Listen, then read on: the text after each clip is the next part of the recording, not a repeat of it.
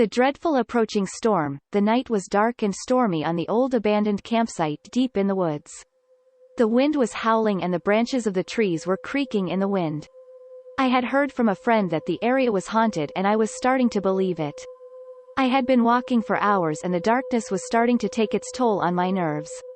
I heard a twig snap and felt a chill run down my spine. It felt like something was watching me in the shadows. I quickened my pace, anxious to get away from here. Suddenly, I heard a voice. It was soft and melodic, but had a strange otherworldly quality to it. I whirled around, but there was nothing there. I looked around me, but all I could see was the darkness of the night. My heart was pounding as I continued walking.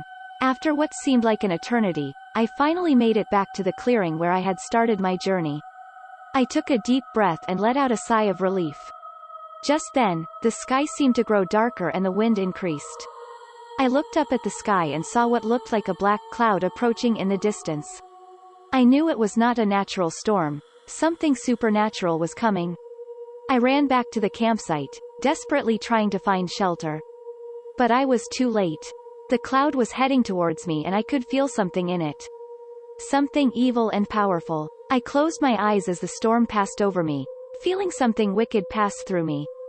Then, the darkness descended and I felt a terrible coldness in the air. When I awoke the next morning, I was surrounded by the corpses of birds, animals and people. The storm had passed, but something terrible had been unleashed. I looked around, unable to believe what I was seeing. Then I heard a voice from the darkness. It was the same voice I heard before, but this time it sounded menacing and cruel. The darkness was my doing, the voice said. I have come to take what is rightfully mine. I turned and saw a figure standing in the shadows. It was the same figure I had seen in the woods. I knew then that I was right to fear it. The darkness had come to take its revenge and I could do nothing to stop it.